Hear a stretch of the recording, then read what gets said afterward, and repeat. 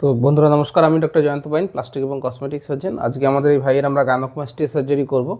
তো আমরা দেখতে পাচ্ছি ওর চেস্টে যে ফ্যাট রয়েছে এবং গ্ল্যান্ড রয়েছে সেটা অনেকটা বেড়ে গেছে, এই জন্য দেখতে খারাপ লাগে। কখনো কখনো কম বয়সে যখন হয় তখন এখানে গাঁট মতো থাকে, সেটাকে প্রেস করলে ব্যথাও লাগতে পারে।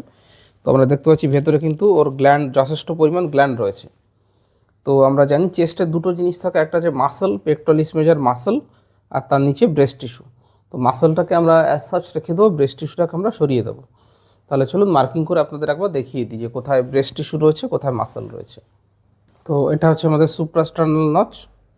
তারপরে মিড লাইনটাকে আমরা ড্র করব। মিড লাইন ড্র করার পরে ওনার ইনফিরিয়র ব্রেস্ট ক্রিজ ডান দিকে, এটা বাঁ দিকে। এবারে হাত দুটো লম্বা করে দিন ভাই। হ্যাঁ, এটা মাসলের ল্যাটারাল বর্ডার, এটাও ল্যাটারাল বর্ডার। কোমরে হাত দিন, একটু চাপ দিন। হ্যাঁ, চাপ দিলে পরে এটা হচ্ছে আপার বর্ডার, ব্রেস্ট টিস্যুর আপার বর্ডার। এটা হচ্ছে মাসলের আপার বর্ডার, এটা হচ্ছে মাসলের আপার বর্ডার। তো আমরা মাসলটাকে স্কোয়ার করে মার্ক করব, চৌকো চৌকো করে মার্ক করা হবে মাসলটাকে। আর ব্রেস্ট টিস্যুটাকে আমরা গোল করে মার্ক করব।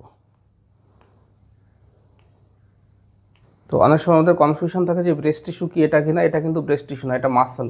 যেমন দেখুন দুটো দাগ সেম রয়েছে। আমি যদি এই হাতটাকে তুলি, দেখুন এই যে মাসলটা সেম মাসল, দেখুন এই মাসল কাঁধ অবধি চলে আসছে, এটা হচ্ছে মাসল।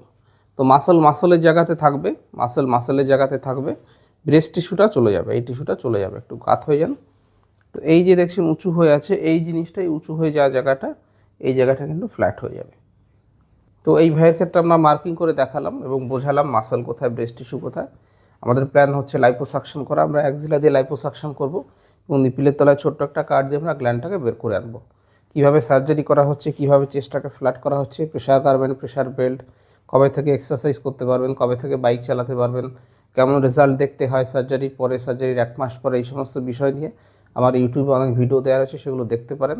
আর যদি আমার সঙ্গে যোগাযোগ করতে হয়, নিচে আমার হোয়াটসঅ্যাপ নম্বর রয়েছে, সেখানে চেস্টের ফটো পাঠিয়ে দিলে কী করতে হবে, কত খরচ হবে, সমস্ত ডিটেলস বলে দেবো। ভিডিওটা ভালো লাগলে লাইক করবেন, শেয়ার করবেন, চ্যানেলটা সাবস্ক্রাইব করবেন। ভিডিওটা দেখার জন্য ধন্যবাদ, নমস্কার।